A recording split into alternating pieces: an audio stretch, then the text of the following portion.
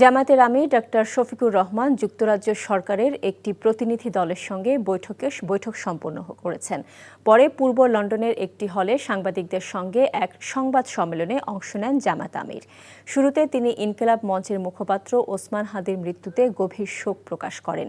এরপর শুভেচ্ছা বক্তব্যের মাধ্যমে তিনি উপস্থিত সাংবাদিকদের বিভিন্ন প্রশ্নের উত্তর দেন।